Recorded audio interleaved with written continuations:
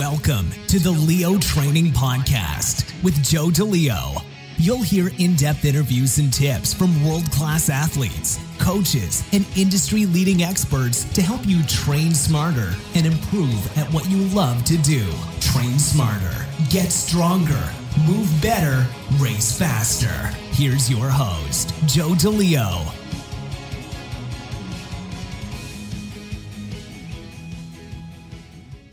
We're back with episode 55 of the Leo Training Podcast. And this week's guest is a legend in the strength and conditioning community. Mark Reifkind has been training and coaching for close to 40 years. He has been an outstanding athlete in multiple sports, including gymnastics, powerlifting, bodybuilding, ultra running, and is well known around the world in the kettlebell community. Mark first started working and training with kettlebells in 1998, right around the same time that Pavel Tsatsouline is credited with bringing them to the West. He started the first kettlebell gym in the United States, Girya Strength, in 2003. Mark has also rehabbed from some serious injuries, including a complete knee replacement as well as a shoulder injury he incurred during his gymnastics career. In this interview, we will discuss Mark's athletic background as both an athlete and coach in multiple sports. We will discuss how he has rehabbed from a complete and total knee replacement. Mark will also share his thoughts on Sarcopenia, which is the loss of muscle mass as we age. And he will share his thoughts on his return to the StrongFirst community. So sit back, relax, and enjoy this brand new episode with Mark Reifkind, the lost art of training. Mark Reifkind, welcome to the Leo Training Podcast. Thank you so much for taking the time to do this for a second interview redo. I really appreciate you coming on and your time, and I'm really looking forward to sharing some of these topics we got in store for the strength and conditioning and StrongFirst community.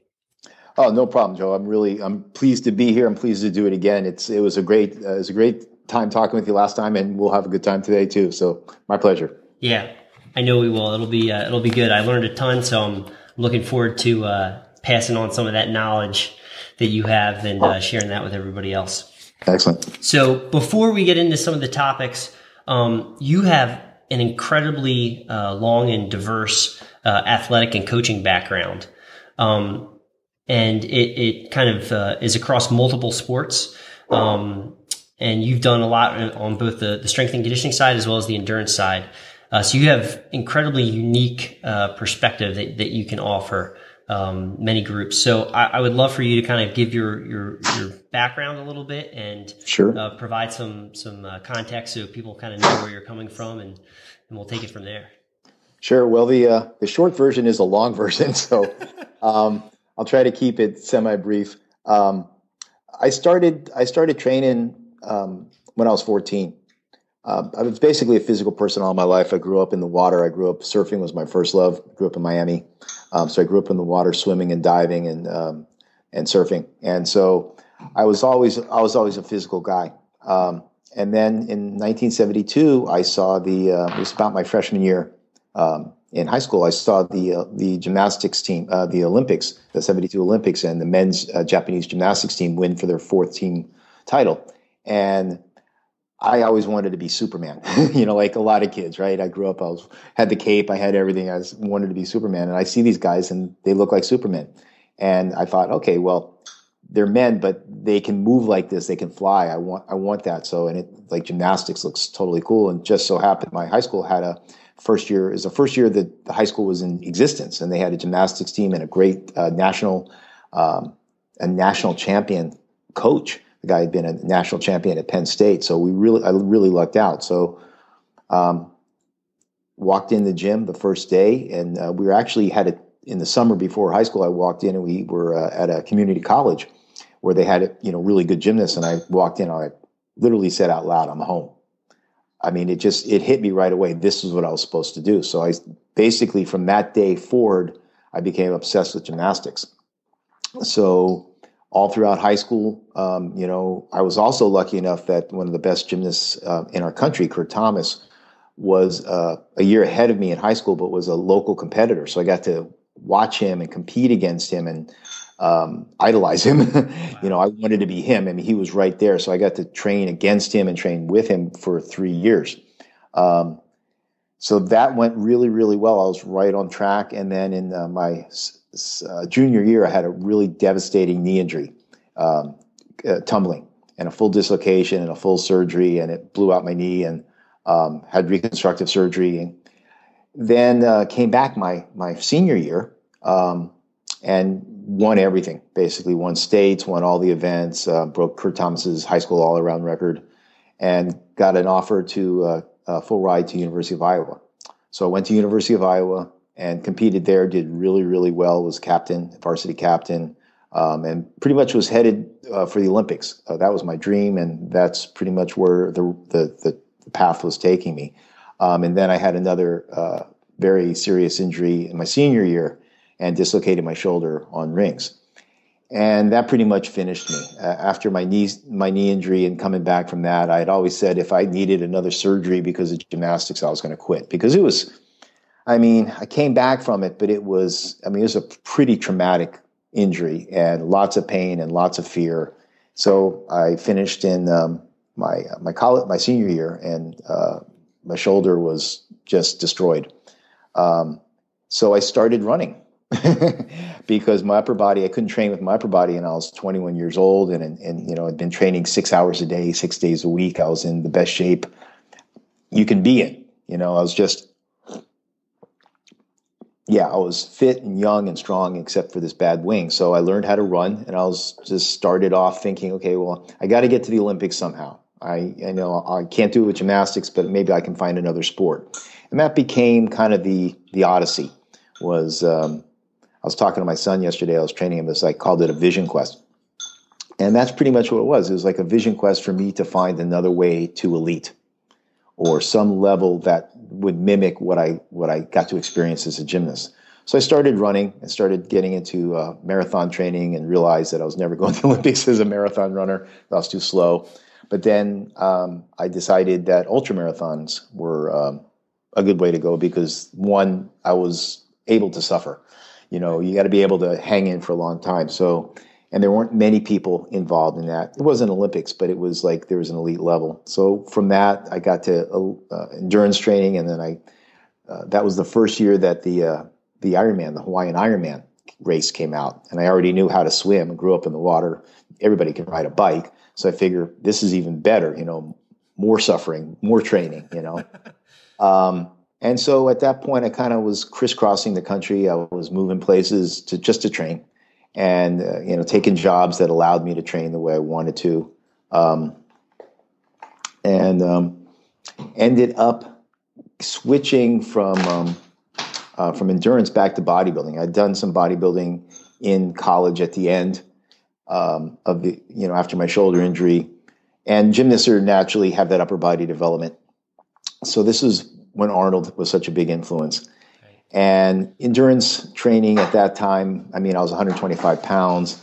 I was 5'5", poor. It wasn't a real good way to get dates, And at some point I figured, okay, maybe, this athletic monk thing's going to have, it's not going to work out. So you better be a little bit buff. So I started training in bodybuilding, and I had a lot of ability in that area. I loved the training. I loved the look. I loved everything about it except the competitions, which were just horribly stupid. But I got involved in bodybuilding, did 8 years with that, was able to train with a professional. Scott Wilson was his training partner and coach with that. I also coached a woman who ended up in the Ms. Olympia 5 times, so I was her coach. And I got involved in that world. I did a lot of directing and writing for muscle magazines, and just got totally involved in that world. Scott and I ended up owning a world gym in Campbell, California. And strangely enough, we bought a bodybuilding gym, and I'd had enough of this stupid, bikini posing and shaving your body, and ended up wanting to compete again, and got involved in powerlifting, because this gym that we bought, even though we turned it into a bodybuilding gym, had been one of the best powerlifting and Olympic lifting gyms in California. It was one of the first ones. Oh, wow. Yeah, it'd been one of the oldest gyms. It's called Ironworks at the time. And it was fantastic. There was tons of great athletes from all over the world that came to train there. a lot of speed athletes from San Jose State, which was a sprint mecca back in the day. Bruce Jenner, before he became Caitlin, was trained there. And right before he won the decathlon, I mean, it was an array of incredible athletic and strength athletes. So I got exposed to Highland Game athletes, discus throwers, Olympic lifters, hammer throwers, and of course, powerlifters. So then I got into powerlifting and ended up competing as a powerlifter for 13 years. Came within 15 pounds of my elite rating at 181 pounds, and ended up coaching for the IPF World Team I was an assistant coach 1 year in Sweden, and then I was the head coach in Japan in 1995 for the women's team, and then I was the first women's head coach for the IPF Pan American Games, for the first ever Pan American Games in Chicago, and I think that was in '98. So I got to travel the world, and I got to coach these incredible athletes and get exposed to just an incredible array of super strong people. So that was a really unique environment for me to learn a lot. But it ended up with a back injury, which most all powerlifters do at some time. And that's when in '98, that's when I found the kettlebell. And I'd written an article for Milo magazine about throwing rocks, of all things, stones, lifting stones. Because one of my best friends was a Highland Games athlete, and he was showing me how to throw stones. And I thought, oh, this is just so primitive and cool, and no politics and no style points, and just, in powerlifting, I always say any sports with judges suck. Right. Because you're leaving it, somebody else is going to decide who wins. Yeah, there's some subjectivity to it. Well, a lot. I mean, coming from gymnastics, when you got nothing but, subjective judges, and then bodybuilding, which is nothing but subjective judges, and even powerlifting, which I thought would be very clear cut, had a ton of politics and subjectivity. But here was rock lifting, right? Yeah, the rock's on the floor, you put it up on your shoulder, the heaviest rock wins. I love that. But in that article, in that magazine, Pavel's first article on vodka, pickle juice, and kettlebell lifting was, and I thought, oh man, this is cool. This basically a cannonball with a handle, this kind of raw, old school, primitive idea. And that just took me. And then in 2001, they started selling them. So I was one of the first people to buy them. Got the DVD and just, realized like, this is just like gymnastics. I mean, throwing that bell over your head to me was just like swinging around high bar. So I just fell in love with the simplicity of it. And, realized that it was perfect for my clients. I wanted them to do squats and deadlifts because I was personal training at the time. But I didn't want them to put a bar on their back because most of them didn't have the proprioception they didn't need it. So I was using dumbbells, and the dumbbell was okay, but kettlebell was better. And then, one thing led to the other, and then I ended up in the kettlebell community, and then here I am. 15, that was in 2001, so 16 years later. Wow. Yeah. Mm-hmm. And you had, it was, correct me if I'm wrong, it was the first kettlebell gym, right? Right. In the United States, right? Yeah. So I found the kettlebell in 2001, and in 2003, I opened up Girya, the Art of Strength, which was the first kettlebell-centric studio in the country, probably the world. I mean, at the time, nobody knew about kettlebells because Pavel brought it to the United States, and it took off here. So it was definitely the first kettlebell studio in the country and probably the world. But that was 2003. I didn't get certified till 2005. I just fell in love with the thing and realized that this was, for my clients and for me at the time, having, all these injuries, and I was 40 something years old now, and I'm like tired of getting beat up. This is the perfect training tool. Yeah. And so, that helped you rehab from the low back injury, correct? That was a surprising thing, because at the time I'd re-injured my back, just with my asymmetries with my knee and my shoulder, and powerlifting at the time, we were just going so stinking heavy. It just caught up with me. So I hurt my back, and then I started swinging the kettlebell. And I realized that especially the one-arm swings and snatches, the asymmetry of it created stability and symmetry. Mm-hmm.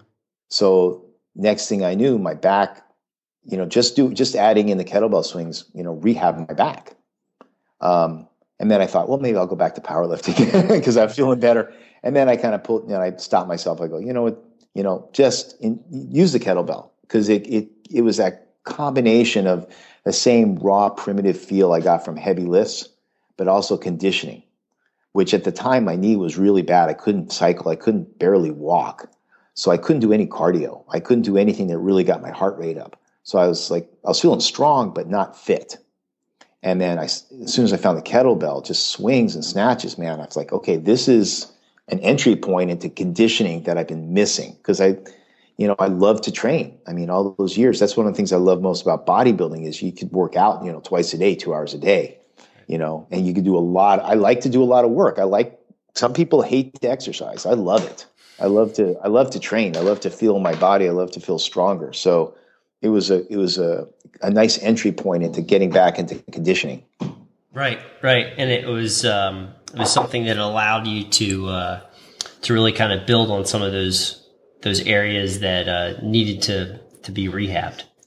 Right. And it was the simplicity, it was just so simple. And so, in the original RKC book, Pavel talked about, basically it was Olympic lifting for the people. I knew I could never do real Olympic lifting. And, but Pavel, was talking about in the RKC book about how, this is Olympic lifting for the people. I said, oh, wow. And as soon as I started able to snatch, it's like, okay, this is super cool. So I just fell in love with it right away, just the use of it. And then I've always been kind of a minimalist in my approach to life and training. And that just fit, just needed one bell, couple movements, and you could, get strong and fit and conditioned, and just the simplicity of it just really intrigued me. It still does. Yeah, absolutely. It's amazing. You got, an entire gym in just that one tool. Yeah. So let's touch on a subject that you've been working on a ton recently. You recently gave a presentation in Florida, I believe, where you talked about total knee replacement and rehabbing from that. But it's also something that you had for many years. You were dealing with that knee that was bothering you until you got surgery. And so I won't take the mic too longer. I'll let you kind of go in and describe how long that was bothering you and everything, and then how you kind of rehabbed yourself. Sure. That was like a major thing on both ends from the original injury at 17. I got really hurt bad very, very young. So, I had the knee replacement 3 years ago. So that was at 56. So 17, 40 something years, I had this knee that only bent 90 degrees. So it was a workaround. My life was a workaround all that time. Now I could run and do stuff pretty well. The surgery was in 74 and I was okay till about, mid 80s. It worked pretty well. It was pretty much pain free. It didn't bend right, but it wasn't traumatic at that point. Then a lot of the problems was when I stopped bodybuilding and took up powerlifting, and I started really restricting my mobility and range of motion with powerlifting. Ironically, I was trying to limit the damage I did to my knee because, I was trying to make it into a hinge, right? The squat, instead of squatting, like I did in bodybuilding, I started sitting into a hinge and doing more of a power squat, and deadlifting was no problem that way. So I avoided knee range of motion too much. So what happened at a certain point in the mid 90s, I started limping. I didn't even know it.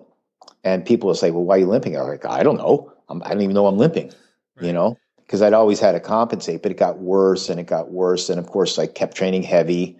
And I really, this was before, foam rolling or mobility or anything. So I had no idea what to do about it. So I just kind of kept on keeping on. And at a certain point that, compensation and restriction ended up in my back and ended up the back injury. And then I was kind of, that's when I found the kettlebell. I was really kind of checkmated. I couldn't squat or deadlift anymore. And then I couldn't run, or I really couldn't even walk. It just kept getting worse and worse and worse. And then, I kind of motored on, I was going to certs, and I was doing my best and kind of carrying around this leg it was like dead weight, it just didn't work right. But, I didn't have any options. I went in to see the doc about a knee replacement, and they were saying, sure, you can get a knee replacement. It's going to last you 10 years. I'm like 40 years old. Yeah, exactly. That was exactly my expression. It's like, dude, I'm not doing this twice. I'd already been through a knee surgery and the rehab. It's like, if I've got to do this, I need to as well, hang out as long as you can, because there's good stuff coming down the line. Just hang out until you can't take the pain anymore. And after 40 years of living with this knee, I was, knee and my shoulder, I was pretty good at dealing with the pain until I wasn't. So that was like, let's see, I had it in 2013. So around 2012, things started getting a little wonky. And then everything was good in a lot of ways. I'd signed up for all these, teach all these certs. I was supposed to go to Croatia and to Israel and to Denmark and in 2013.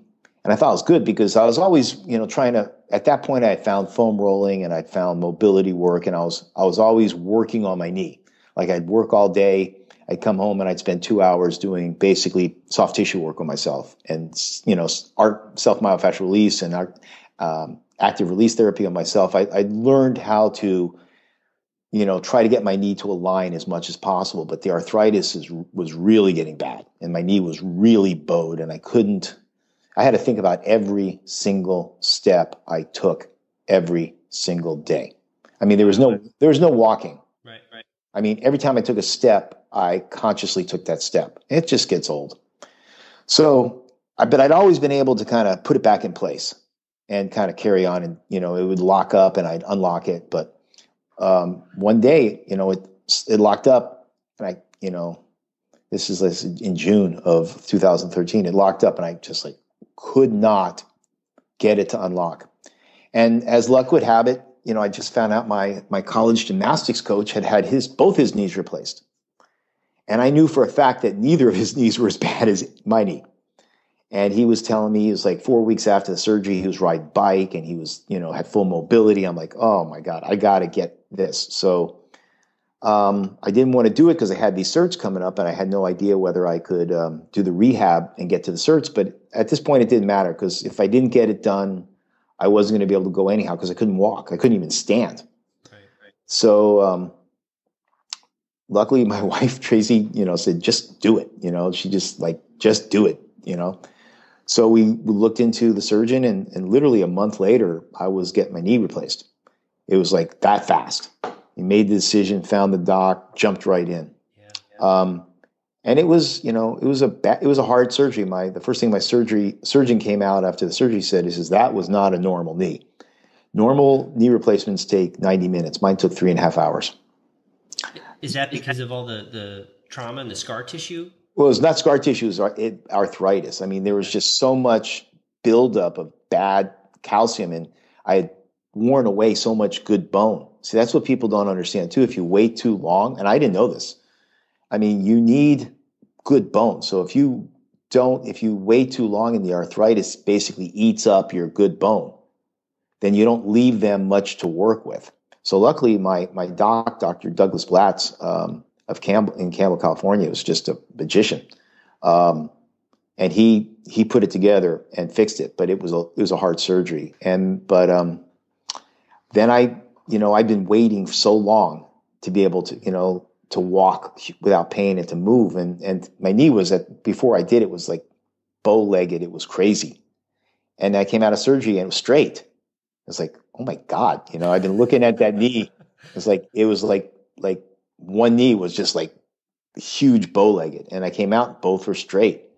And I started down the road, and it's like I started doing my own rehab. I cleared it with my surgeon because the stuff that they were doing was just, it didn't make sense to me. Mm-hmm. I knew pretty much after, so many years of working on my bad knee, what I needed to do, and I needed to really get that mobility and that range of motion.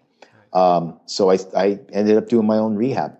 Isn't one of the things they said to you after the surgery is that like the range of motion you have would be less, and you kind of were like, well, no, I think I can get more? Well, yeah, absolutely. The first thing they told me was that you have 6 weeks to get all the range of motion you're going to get. That's it.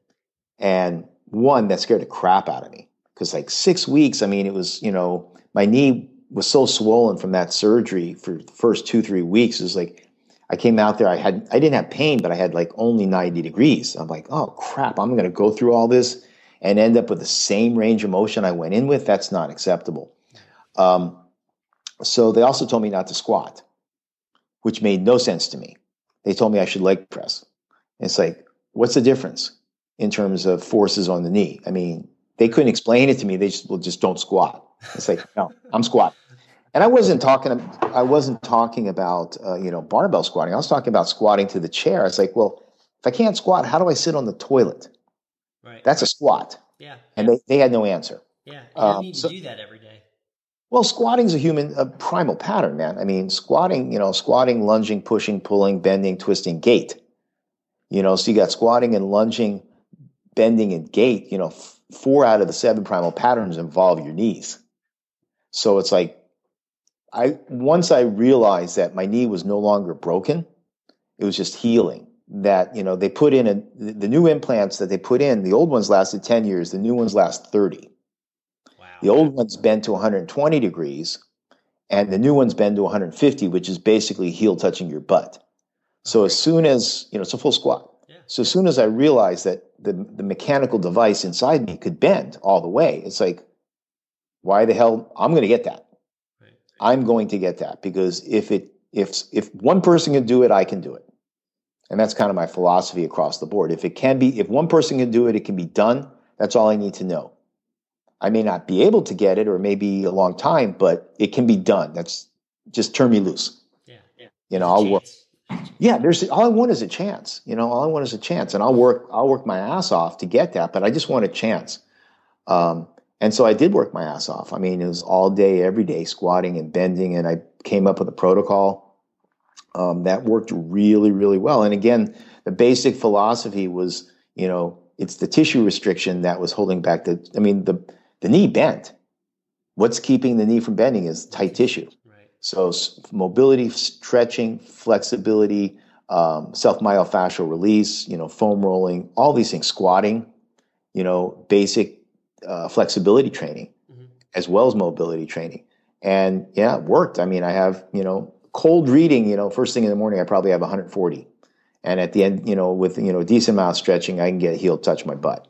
So yeah. And then after the knee replacement, I was back to work in 2 weeks, something like that. And then 8 weeks later, I went to Croatia and taught a full SFG. In Croatia, it was hilarious because Croatia, I say that the translation for Croatia in English is every hill and stair in the world country. I mean, I got there. It's like, okay, Mark, you want to learn how to walk stairs again? This place has more stairs and more hills than any place I've ever been. And so, I mean, to get to the cert location, we had to walk down like 200 steps and then walk up 200 steps. But I did it. And then, 4 weeks after that, I went to Israel and taught a full cert there, and then went to Sweden and taught a full cert there. So it's like within 3 months of my knee replacement, I taught 3 full certs all over the world. And it was awesome. That's great. It was awesome. Yeah. So, and then it's just been, I kept going from strength to strength. And the swing, I'll tell you, all the time that my knee didn't work, the thing that saved me was I could still swing and snatch.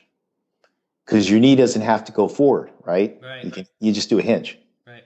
So I was so strong going into the surgery. I mean, I walked 2 weeks after the surgery, I walked 3 miles. I did 100, 100 swings like a week after, one arm swings, just a 12 kilo, but I could swing. Still, that's awesome. That's great. And then a month after, I did, 50, 48 kilo one arm swings with the beast a month afterwards. Now, I'm not sure that's the smartest thing to do, but it worked. Right. It kept me, I jumped right back in. The strength and conditioning I got from the swing kept my base, so that I could my rehab went really well. I mean, I don't know anybody who's had a better result, to be honest, with their knee. I mean, some people have had good results, but I haven't heard of them. I'd love to meet them if they have, because I know it can be done. No, that's fantastic. And so you actually completely shattered what they said. You were able to continue to get range of motion past the 6 weeks. Oh, yeah. No, absolutely. Up for 3 years later, I'm still it took me, I just touched my heel to my butt. This is January 17, probably 3 months ago, right before I went to give that talk in Florida at the IHMC. That's incredible. Yeah, it was perfect timing because I was going to go live this lecture on life after total knee replacement. And I've been working on this. And then one day, bang, it just, touch, got the picture. It's like perfect timing. Nice. But the main thing is I can walk right, and and I'm pain free. And that everything else is basically icing on the cake. Awesome. It's nice to be able to do all this other stuff. But when you're really injured, you really find out what's important in life very quickly. Right. All the stuff you can't do that regular humans do every day and don't even think about. Right. So I never forget that. No, and so I believe this is what kind of helped you come up with some of the curriculum for your body maintenance workshop. And absolutely. The DVD. So do you want to chat about that? Sure. Yeah, the whole concept of body maintenance, in 1998, I got exposed to Paul Chek, and Paul Chek was the forefather, the grandfather, the forefather of functional training. Before anybody even heard the term, he was the one that was basically getting people off machines, because we had gone the 80s and the early 90s were all bodybuilding. And then Paul Chek came out and he's like, get off your feet, squat, and the whole primal pattern, squat and lunge and push and pull. And he was, doing all this stuff, but it's also balance and stability training. And he was heavily influenced by Czechoslovakian physical therapist Vladimir Janda. So Janda's basic claim to fame, his discovery, or if it was, is the concept of length-tension relationships. So length-tension relationships talk about keeping the joint in neutral. All the joints have to be in neutral. So if you imagine your spine as a ship's mast, and the muscles on both sides are the cables holding the ship's mast vertical, right? Sure. So if one side of the ship's mast are super tight and the other side are flapping in the wind, it's going to bend to the wrong side. So Yanda's concept was, you have different types of muscles, basically red fiber and white fiber. Red fiber being the more postural muscles that are working all day long, and the white fiber are the get up and go muscles, the sprinting muscles, the glutes, the quads, the triceps, the strength muscles. So the problem is these postural muscles shorten and get tight through a lot of use or no use. Like, so you sit at your desk all day and you're hunched down and you're collapsed. Your pecs get short and tight. Well, on the other side of your pecs, you have these rhomboids that are getting stretched out and taut. So Yanda's philosophy was, before you try to strengthen these muscles in the back, open up, stretch the tonic muscles, the tight muscles. And then the muscles on the other side are going to work. You may not even have to train them specifically. They should work better because you put the joint in neutral. So this was a big part of Paul Chek's philosophy, is this concept of length-tension relationships. And I was working with clients that had back injuries. I took Paul Chek's scientific back training course, which is still to this day one of the best things I ever did. Still today, completely relevant course, Scientific Back Training by Paul Chek. It's an online course. It's just crazy good. And I really, I kind of really got this concept of length tension relationships and the importance of being square, plumb, and neutral.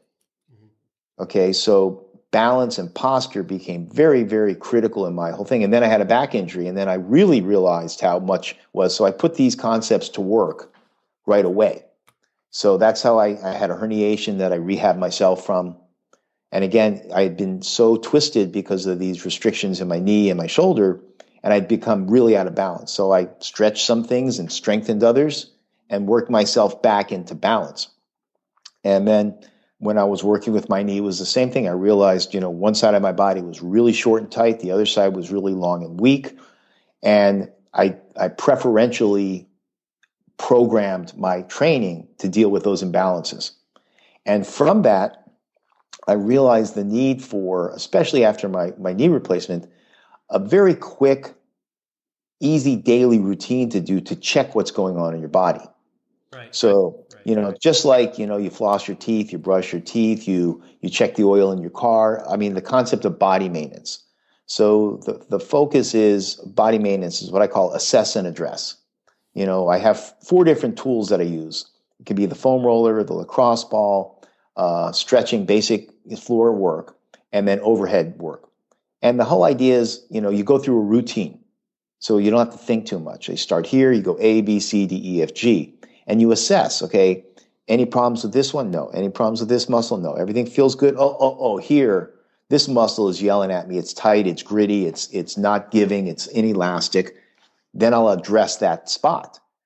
With the idea being you're just kind of going around the car, the body, and seeing what needs, does this, these tires are filled up, but this one's underinflated. I'm going to fill this tire up. And that's how it works. So I came up with this routine. I wrote a 41-page manual. And the routine involves, a very simple nose to toes assessment and different, very simple modalities for how to deal with any restrictions or tight muscles you find.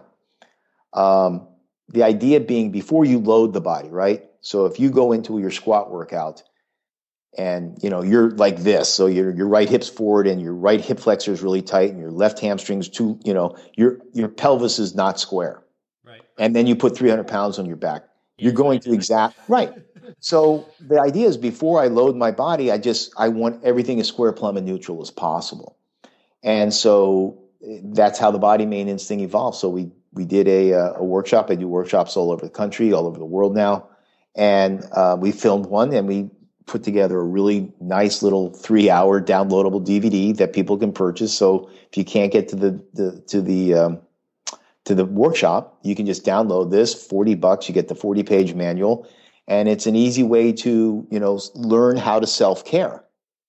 I'd love every day to have, a 2-hour massage, but I can't afford it. It's not going to happen. So I can give myself that luxury of learning how to take care of myself. And if, of course, something's not right, then you go up the line and you go to a chiro or a doc or whatever you need to. But, the first basic thing is learn how to take care of yourself. The simple stuff. Yeah, no, and I think that's one of the best things about the DVD and the workshop is you're providing that background, that education for the individual, so they're empowered, right? So right. That's great. They can make a change on their own. Well, here's the thing, and this I became really clear from my first surgery all the way up through this latest surgery 40 years later. For some reason, there's this gap in the medical community, whether it's docs or surgeons or PTs, and they forget that muscles connect to bones. I mean, really, they do. I don't understand why there's this disconnect, but there's this big disconnect. Muscles attached to bones. And muscles pull differently and can be very tight or very loose and have different effect tension-wise on the bones. So if something's going on with the bone, the joint, the first thing I'm going to look at is the direct connect, which is the muscle. They skip that part, and they still skip that part. So there's some enlightened PTs, absolutely, no doubt, and some enlightened docs. But just the general community, the general consensus is muscles are these inert things that don't have much effect on the bones. And I know for a fact they do. So, the whole concept is based on Occam's razor, which is the theory that the simplest solution is usually the correct one. If we're sitting here and I hear hoofbeats outside my house, I'm going to think horses, not zebras. Okay? Simplest solution is the correct one, right? It may be zebras, but probably not. It's probably a horse. Right. So if my knee is hurting and my left IT band is super tight, if I release the tension on that, my knee stops hurting, I'm okay. Right. Or my back is tight and I release the hip flexor, my back feels better. I'm going to start, and you said the magic word, it's empowerment. It's like I had so many injuries and so much pain. You go to the docs and what do they say? Say, okay, take some drugs and stop doing it. And at a certain point, they're going to tell you, stop doing anything because everything hurt. When everything hurts, what do you stop doing? No, everything. You don't do anything. You can't. Right. So I didn't accept that. And I realized I had to, think for myself and take care of myself because at that point, no one's going to do it for me. And it worked really, really well. And I have a class every Friday morning. We have a bunch of people come in and we just run through these routines. Awesome. And it is. And people say the same thing. It's like, I didn't even know this was tight. I didn't even know this. I didn't even know this part was there. Right. And this was hurting and I just rolled it out and now it's on. A lot of this stuff also, I got a lot of validation from Dr. Kelly Starrett because his approach was the same thing. It's like, I'm just a lowly personal trainer. What do I know? But here's this, doctor of physical therapy, this big time guy saying basically the same thing. It's like, if it hurts, it's tight, stick a lacrosse ball on it, roll around on it, make it unhurt, and then bang, you're good. And so people took notice of that. And that really, I mean, I knew I was right, but that really gave me a lot of validation. Like, I'm definitely on the right track here. So that's good. That was cool. And to this day, I do it every day. Yeah. And that's a great point too. You made like it's always funny to me when you're using some of those tools and people aren't aware of it. Like they'll be moving around throughout the day and they don't have any pain, but like when they get some pressure on it and they're like, it's like deer in the headlights. They're like, literally, yeah. And they like, or they start holding their breath, you know, or right. They break out into a sweat or something. Oh, they tell me that all the time. People sweat more on a foam roller than they do in their workout. Right. And and they can't believe like how much, tension is being held in that muscle, or it's in this semi-contracted state. It's not relaxed or it's not contracted. It's like, it's got that tone. Yeah, it's like too much tone on one side, not enough tone. Again, that's length tension, right? Yeah. Something's too short, too long. There's a tone level related to all these things. And you want a balanced tone, like a perfectly toned muscle. Like you said, it's not too tight, not too soft. And if you're, you know, I tell people all the time, it's called soft tissue for a reason. Really, you think about it, it's like common sense, but it's supposed to be soft. Yeah. You have raw steak and you have beef jerky. One is not the other. You know, if your thigh muscle resembles beef jerky, that's a problem. Right. You know, right. Should be raw meat. Right. And once that concept gets into people's brain, then it starts to make more sense, because I have clients tell me all the time that they train all the time and they'll say like, man, I have friends, they don't do anything. They're never hurt. They're never sore. Why do they? I said, well, because they do nothing but sit. If they ever had to do something for real, they'd fall apart in a second. Right. You know, if they had to walk 3 miles, they'd be sore and stiff. But people, what does Franz Snyderman call it? You know, the chair is like the adult fetal position. I love that. I never heard yeah, that. That's Franz. great. Yeah, Franz is like the adult fetal position. It's like perfect. It's exactly what it is. You know, you're a baby, and as long as you're in the baby position, it's all good. But as soon as you have to put your arms over your head or bend your spine, you're done. Right. And then it gets really, really bad as you get older. And we were talking earlier about sarcopenia, and yes, it's a real big interest of mine. And basically, it's the loss of muscle mass as you age, and that's a big, big problem. I mean, humans, without training, so take your average person who doesn't exercise or weightlift. After age 30, you lose 10% of your muscle mass every 10 years.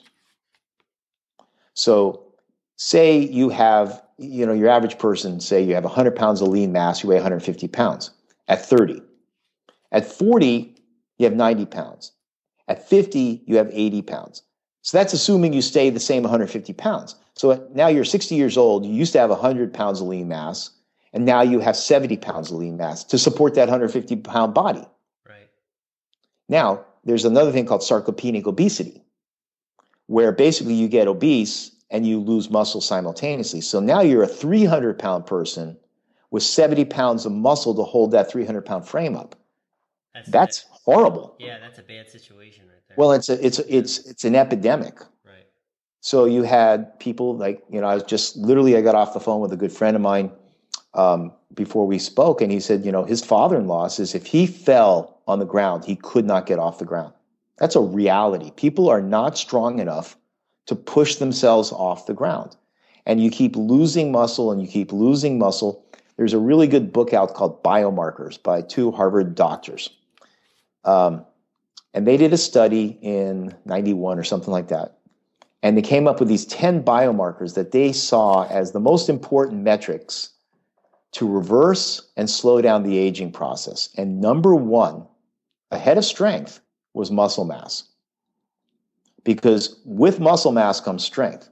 Mm-hmm. Okay? And without muscle mass, these other 9 biomarkers, ability to regulate temperature, blood sugar considerations, bone density, all these things decline.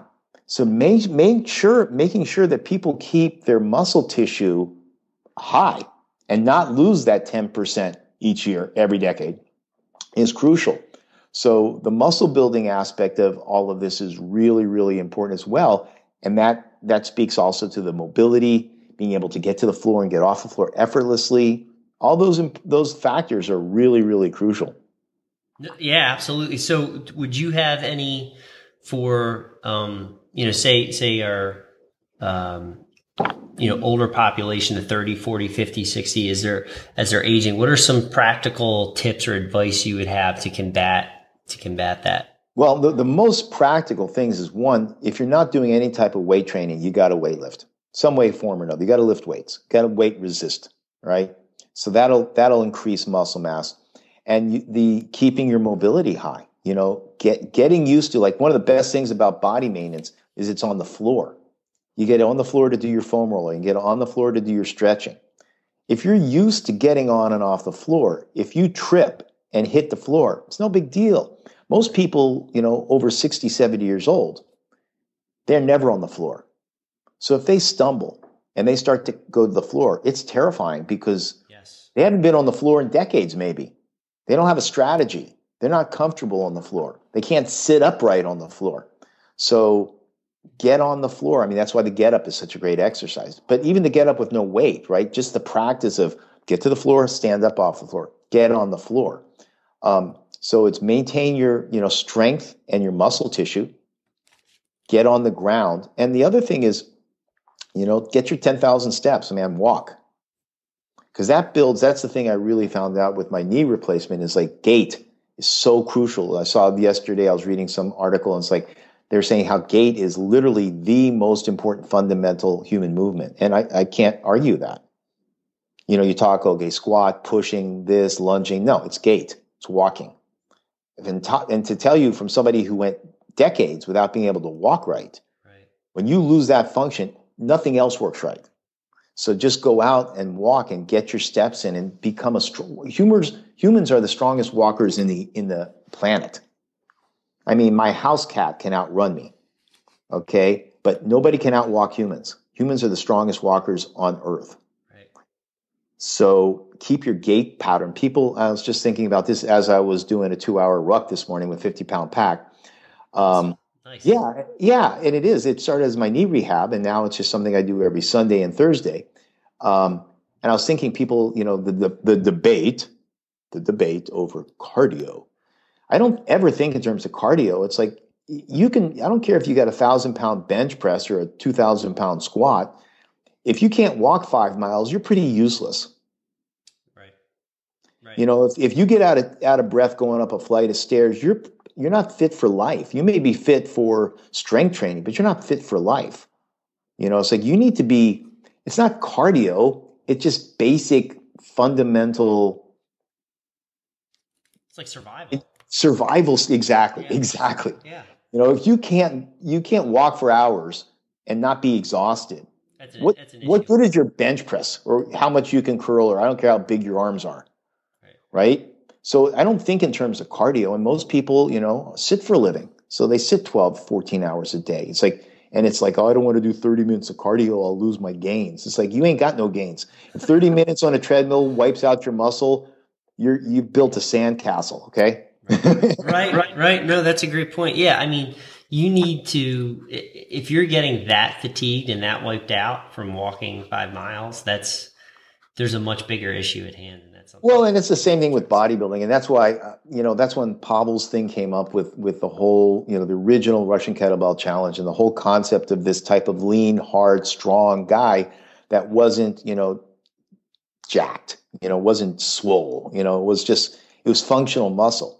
Because if you've got to eat every 2 hours, or you lose 5 pounds of muscle, I mean, you got too much muscle. You don't need that much. You need muscle, but the whole bodybuilding ethic. I mean, Joe Rogan, I use the sandcastle analogy. Joe Rogan wrote an article. It's like, basically bodybuilders are building a sandcastle. One good wave and the sandcastle's done. Right. You look at bodybuilders in their 30s and they're like, yeah, He-Man. And you look at them in their 60s and they're like, yeah, like a regular guy. So no matter what you build, above and beyond your normal body weight, right? Like, what you weigh in high school is pretty much what you should weigh in life, unless you're obese or, super frail in high school. So you get these guys that gain 50 pounds of lean mass, and then they can't maintain that. or they build themselves up so much, and they, like you said, where's my I miss my supplements. I've lost 2 pounds of muscle. It's like that's a weird life. I did that. It's a weird life. Right. So this whole concept of strength as a skill, it's like, okay, so if you're going to build muscle, do some kind of deadlifts, or it doesn't have to be a barbell deadlift. Put your backpack on the ground, pick it up, throw it, go pick it up. I mean, talk about for regular people. I have, like I was, talking about the sarcopenia thing. I've had clients for 20 years. So they started with me when they're 50 and now they're 70. Wow, that's incredible. Yeah, really incredible. It's a nice, interesting study because I've had these group of people for 15 to 20 years. And the thing that I've noticed is that their strength is maintained because we've kept up their strength. They can still swing the same bells. They can still deadlift the same bells. But their muscle mass is going away. It's much, much harder to maintain because it is that sandcastle. It's harder to maintain that muscle mass as you get older, although strength is easier to maintain because it is a skill. You have the hinging, you have the techniques, and then you have the neurological connection of how to lift a weight. Mm-hmm. But you have to really make sure you get the volume of muscle work in to maintain your muscle mass, or it just goes away really quickly. Wow. So all those factors for the average person, like we were talking about the book, the book project doesn't look like it's going to work out right now in Sarcopenia, but I was talking about with the guy who we were going to write it with, and he says, like, okay, we're looking at boomers that are, 55 to 60, that already have muscle that are not sarcopenic. And I'm like, okay, this is a 1-sentence book. Don't stop doing what you're already doing. I mean, if you got a 55-year-old guy and he's lifting weights and he's strong and he's got muscle mass, just keep doing it. Right. As every trainer knows, the hardest thing about anything is compliance and consistency. Yeah. If you're already training and your training is producing decent muscle tone and decent muscle mass and decent strength, don't stop. There you go. There's your book. Yeah. Consistency trumps intensity. And the other part of that quote that people never remember is that intensity is born from consistency. Right. So consistency trumps intensity, but intensity is born from consistency. And what do I mean? It's like you go to the gym every day, and some days suck, and then one day it's like, wow, somebody turned all the lights on, and bang, you have this incredible workout because you show up, you suit up, you show up, and you do your best. And one day your best is better than it's ever been because you showed up and the gods favored you that day. And that's where you get these great workouts. So again, it's consistency crucial, but intensity comes along for the ride if you show up regularly. Right. So that's really the in the physical training world, in the personal training world, there's a lot of, people have questions about program design and what's the right program and, how many angels fit on the head of a pin and all that other stuff. But no one has ever answered the most important question is how do you create compliance in clients? Right. Because, even if you do the wrong workout, if you keep showing up, you'll get a decent result. Absolutely. Yep. But how do you keep people coming? I mean, that's the hardest part. It's not what do you do when you get there. It's how do you get everybody to show up when they're supposed to for years. It's like this is January of 2017. So we got, New Year's resolutions. So everybody's in the gym.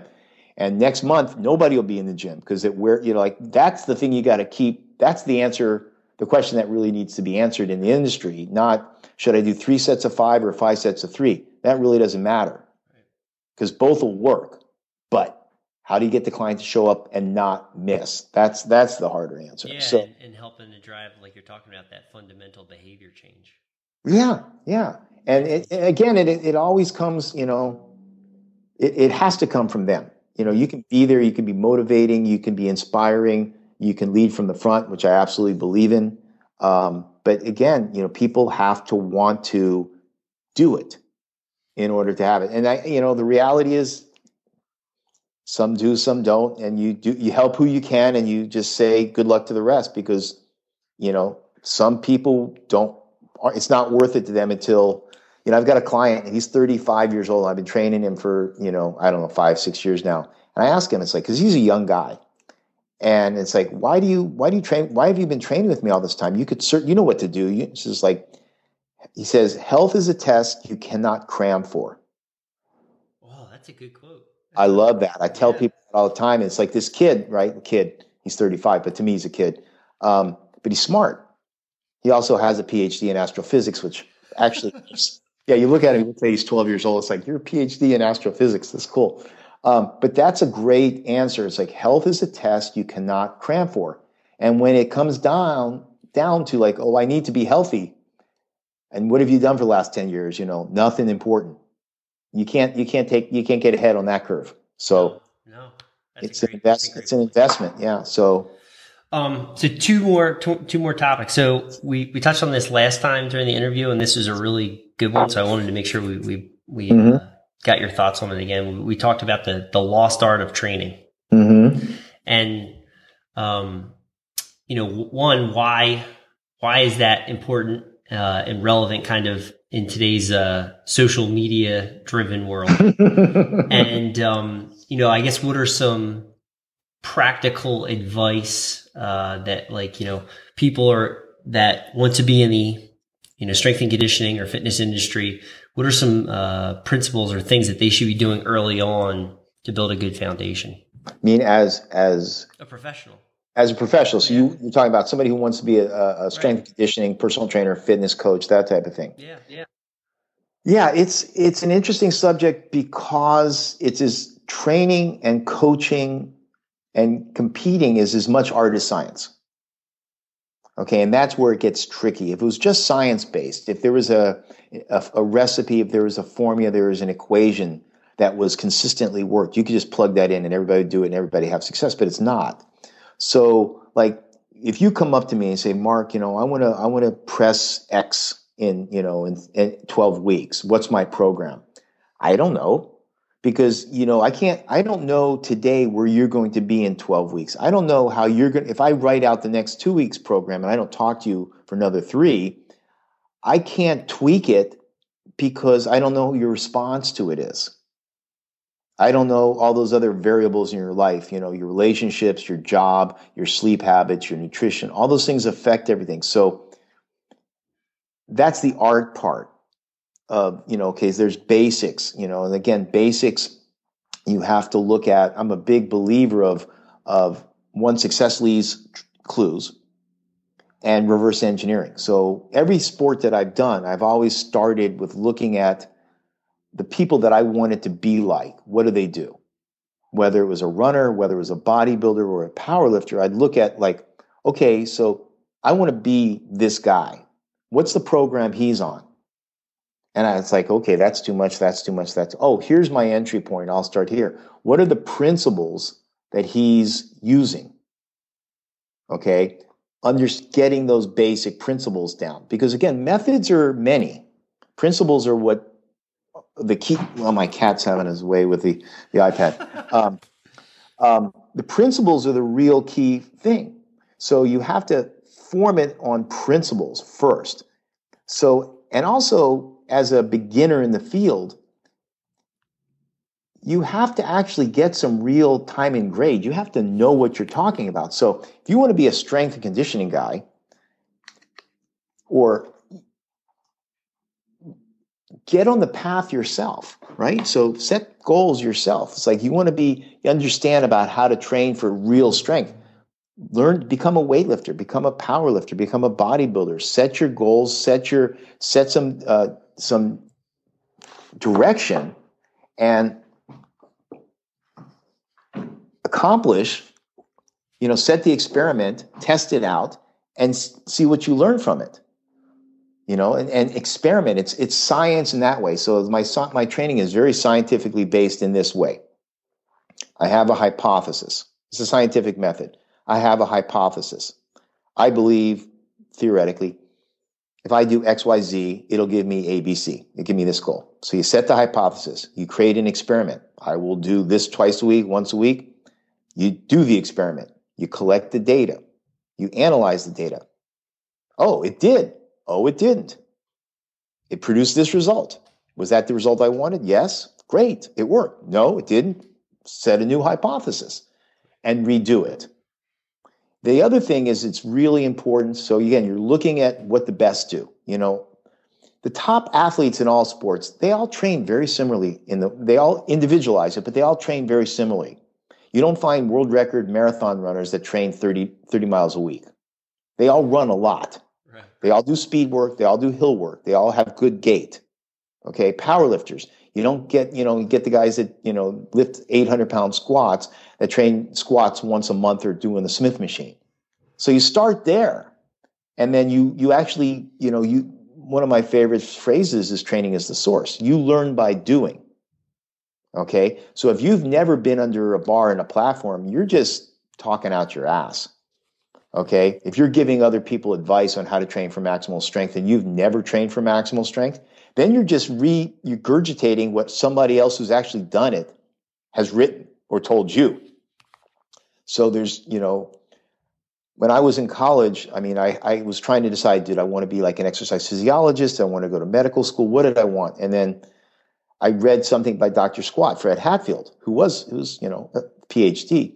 And he said, if you want to learn how to go fast, go to the racetrack. And I like, oh, now that makes sense. So that's when I really if I want to be a power lifter, I want to be a bodybuilder, you go compete. You learn for real what it's about. Because you're not going to learn the subtleties and the details, right? Like you and I, we're going to go on a trip we're going to climb Everest. Okay. Do you want a guy that's only experienced climbing Everest who's a book he read? I'm certified in how to climb Everest. Have you climbed it? No, but I've read 5 books on it. I ain't going with you.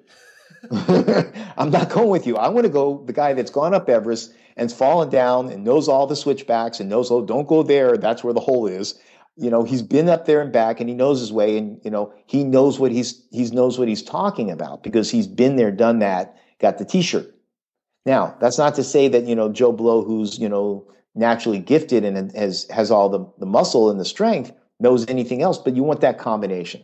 Yes. So as a personal trainer, as you're building your credentials, get some credentials.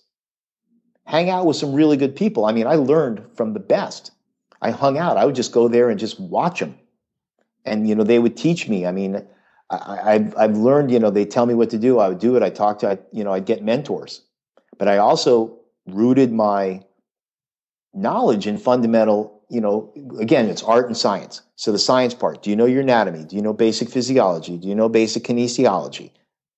Basic biomechanics. I'm not saying you have to have a PhD in these things, but if you don't know where the insertion and the origin insertion of the basic muscle groups are, hey, that's a good starting place. If you want to be a mechanic and you don't know where the carburetor is or what it does, you're not going to be a good mechanic. So learn the parts, study what the best do something intensely yourself. It doesn't matter if you never get any rank in your sport. If you keep going up there, that's where people learn. Like one of an SFG, Granville Myers, just was competing and he did a bench press meet and they did a push-pull meet. And last meet, I think he pulled 650, and this time he missed his PR. And I wrote to him on Facebook. I said, "Oh, now the fun begins." And he said, "Yeah, exactly." He went, "LOL, exactly," because it all starts when you get to the point where you now you have to figure it out, right? So 640, you figure, oh, a deadlift. He's I don't know what he weighs, but he's 230-pound guy. He's pulled 640, magnificent, fantastic. But he wants to pull 700. So how do you go from 640 to 700? How do you figure that out? There is no formula that will guarantee you that. There's lots of ideas, but how do they work for you? And there's no way you're going to know unless you try it. You again, do that little scientific formula. Okay, for instance, I'm in training. I'm going to do the Sinister, the 48 kilo 5-minute swing test in March. And I've been on track. I've done it with the 36, the 40, the 44. And I had this idea, this hypothesis, and it was working well. Then I kind of like, okay, well, I'm going to switch it. I'd worked up to 200 one-arm swings with a beast every Saturday. I said, well, okay, I think I'm going to try to get more specific. Like every other week, I'm going to do 100 one-arm swings with a 52 and then go back to 200 swings. Well, after 3 weeks of that, I crashed. It's like, what the hell happened? I should be getting better. The 200 swings are getting harder. And I realized after I talked to Jeff Newport, I talked to, some friends of mine. It's like, okay, I cut my volume too much. There's no way I could know that in advance. Right. I tried it. I experimented. I got a result. It wasn't the result I expected, but I got a great result. I know that didn't work. So I went back. I'm going back to what I was doing. But unless you've done that and you've gone through that process, how can I help you if I haven't been anywhere there myself? Right. So you have to live this stuff. I mean, if you really want to be a good PT, a personal trainer, a good coach, you have to live it. I mean, I get up in the morning thinking about training. I go to bed at night thinking about training. You know, everything I'm reading, everything I post on my social media, I post all kinds of weird stuff from anything that's going to inspire me and motivate me. It could be from ballet, it could be from distance running, it could be anything to keep myself inspired, because from inspiration comes motivation. And motivation, as we talked about, getting your ass in the gym, right? That's the crucial thing. So for young people, it's like, I never, you know, my anatomy and physiology stuff, you don't need a college course. Get a textbook, man. They're pretty easy to come by. Get a basic anatomy textbook and actually learn it. Get a physiology textbook and actually learn it. Understand the difference between these different energy states and what affects muscle fiber types. If that's your profession, you know, learn your profession, and then lead from the front. Be your own first experiment. So yeah, that's the best. It's like you get these people that are, you know, certification hunters, right? They got 18 different certifications from 20 different organizations, and they still can't do jack because they're all in their head. They're not on the ground. They haven't done it for real. So I think that's that blend again. It comes back to art and science. No, that's great. That's some excellent advice that I know I can put into use, and hopefully others can too. One more thing. Don't be afraid. Don't be afraid to fail. Yeah, people absolutely. Don't be afraid to fail. I failed more than I succeeded. And now it's like, that's okay. Get up, do it again. Would you agree you learn more from the failures than the wins? Yeah, absolutely. I just put up a little meme on my blog about that. It says, you know, in jiu-jitsu, you either win or you learn. Right. Yeah. There's no losing. Right. You win or you learn. Yeah. Awesome. So final topic. So when we first did the first interview, you had recently returned to StrongFirst. So wanted you to kind of touch on that. Welcome you back. I know everybody's excited to have you back. Thank you. You can be teaching again and everything. So yeah. For a lot of reasons I left that aren't really relevant to anything other than the fact that it wasn't working out and I left. And then, you know, what you see depends on where you stand. So I had this outside perspective, and I realized that all the things that I was trying to do outside of StrongFirst was already there. And those are the things that really mattered to me. The values of StrongFirst, the principles, is, you know, the fact that it was so highly principle-based system, that the values that they have were just exactly the values that I had. And any differences that I had were just really minutiae in retrospect. And I realized that. I was like, I want to be a part of this, because we have social media, we have so many different communities, right? Community is the buzzword, right? And I realized that the StrongFirst community was the community that most represents my values. And it is more elite, and it is more serious, and it is more intense. And I love that. Yeah. I love that. I want that. And it's like, I don't want it to be my experience with this, because all this stuff is secondary. My main job, I work, you know, I'm a personal trainer. If I never was in any of these communities, it wouldn't matter to my clients one little bit, because all that matters to my clients is what I give them. And most of them don't even know anything about my life as a master instructor or as a senior instructor, any of that stuff. All they know is they show up, I train them, and they're happy. Okay. So that part is not relevant to this part. This is like a hobby to me. But this is what really makes me satisfied. I mean, this in-depth understanding and being around like-minded people that really care about strength and really care about these principles and values that I hold dearly. And I missed when I was gone. I was trying to recreate things, and I realized I was trying to create what was already there. It was already there. So it's like, okay, like I said earlier, don't be afraid to fail. Took my hat in my hand and went back and talked to Pavel, and it's like, welcome me back. And I mean, I'm home. This is where I belong, because this community is the seriousness and the values are the same that I have. And they're again, it's not for everybody, although everybody has that capability, but you got to want to have that seriousness, right? You have to be strong. You have to be tough. You have to have integrity. And it's all, what I realize more about anything is like StrongFirst is first, second, and third about training and strength. I mean, it's about training. When you read the blog, it's not about, anything but, serious discussions of real training, real deal stuff.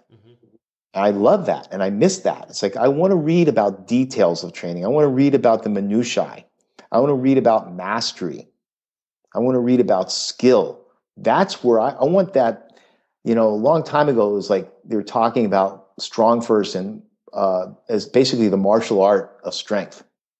And that resonates with me, because the martial art world has those same values, valuing integrity, valuing toughness, about loyalty and honor. And that's the same thing that StrongFirst is built on. And those are the same values that are the most important to me. So, now I've really realized there's no place else for me but here. That's awesome. Yeah. I know I'm excited to have you back, and I'm sure many others are as well.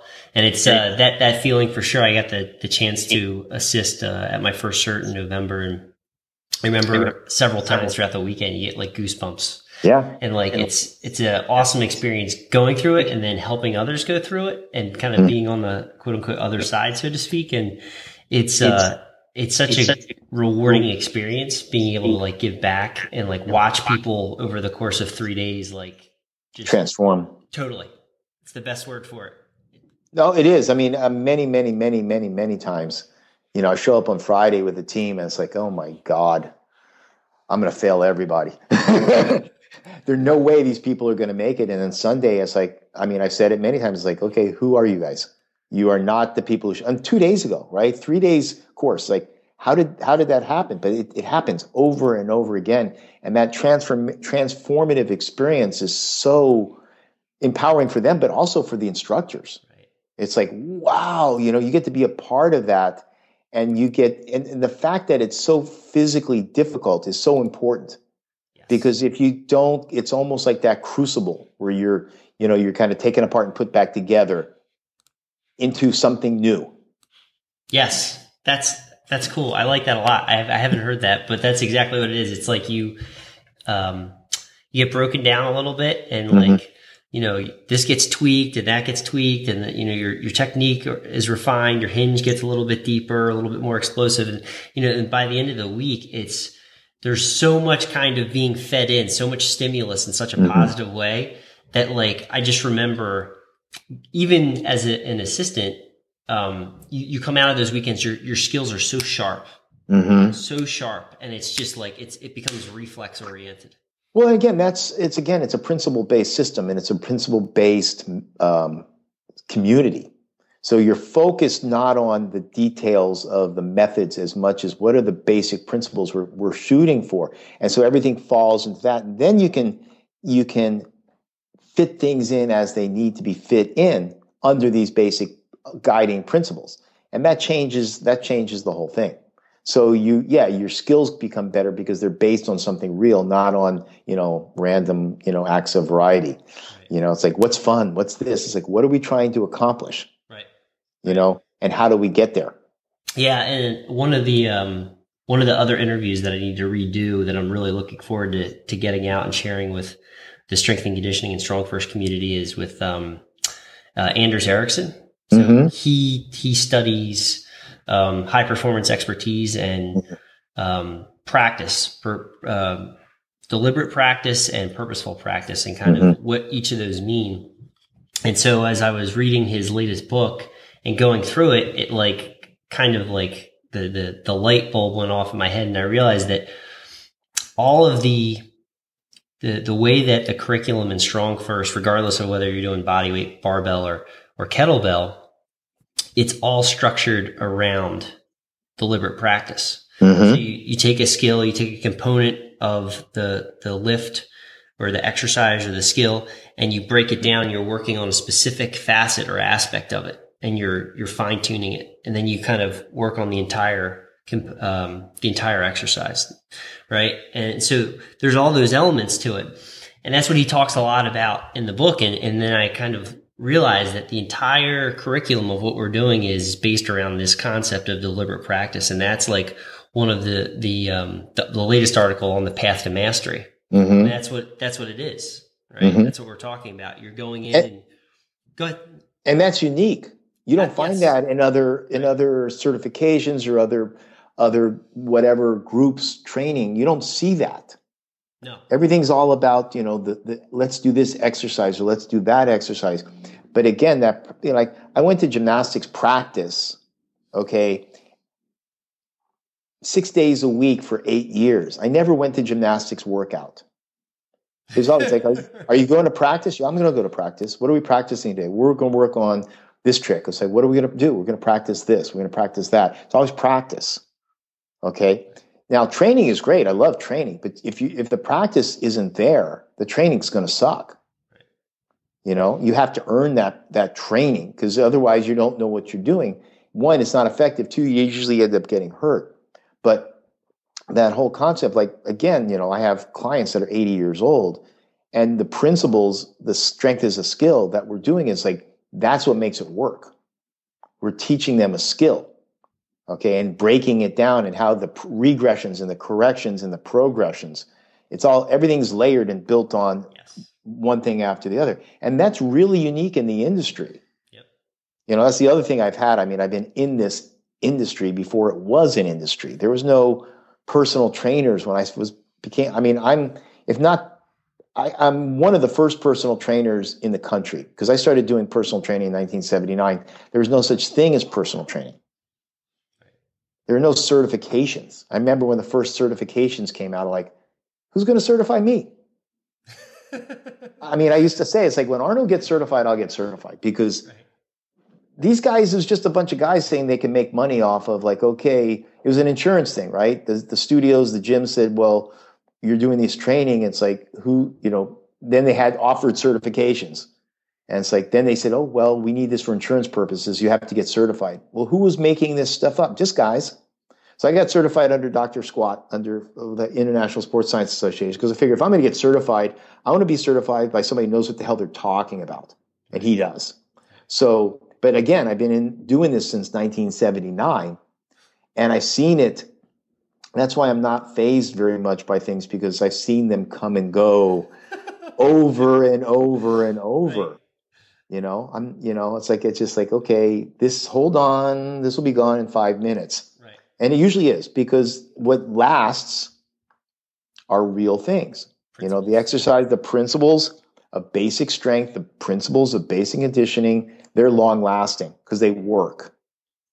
They're not fancy. They're just simple but hard, but they're effective. So those are the things that stand the test of time. So, and the concept, the whole principles of StrongFirst and the principles of strength training are intermingled here. And that's a big difference. So yeah, it's a big difference. It's rare in this strength and conditioning industry. It is. It's very rare, which is like one of the things that makes StrongFirst so unique, and I think that's why more and more people gravitate towards it. Well, and the serious people gravitate to it, because people come in, people know. It's like, oh, those guys are the real deal guys. You don't just pop into one of these things, okay? You don't pop in. But people know, because that's the reputation. They take it seriously, as they should. Yep, absolutely. You ready for the rapid fire? Oh yeah, let's go. All right. Let's do it again. Cool. So given all of your knowledge and your experience throughout your life, if you go back in time, what advice would you give yourself 20 years ago? 20 years ago? That's really late in the game, man. Well, you're going to have to go back 40 years ago.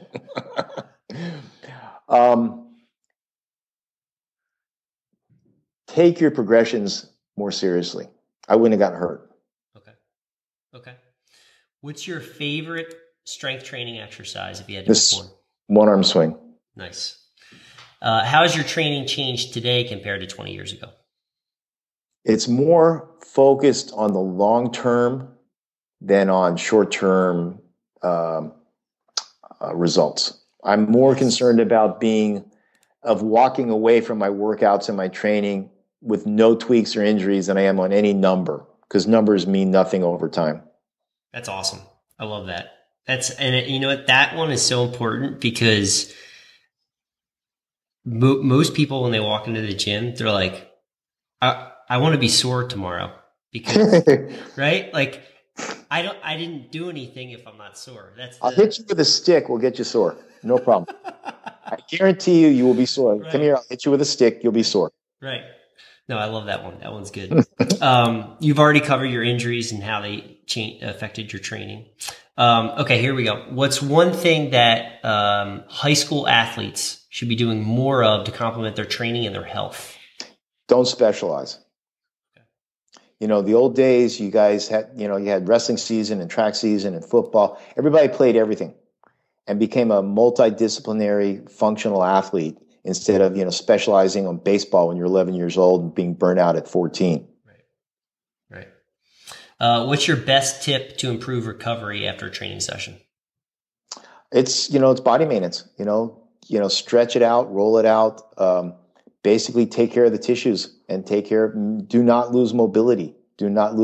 Make sure that your tissue quality is good, because it's that accumulated microtrauma happens over time. It doesn't happen from one workout, it's good. The next workout, it's crap. It happens over time. It just builds up. So take care, do your body maintenance. Do you think that's the body maintenance is even more important as we age? Oh, of course. Okay. Because as we age, we lose, we lose the elastin and collagen aspects of our fiber. We get stiffer and less elastic and less pliable and less supple every year. So one of the things people don't realize about rolling and foam rolling and lacrosse ball stuff is that it hydrates the tissues. So when you're rolling, you're literally pumping fluids and tissues into the cells.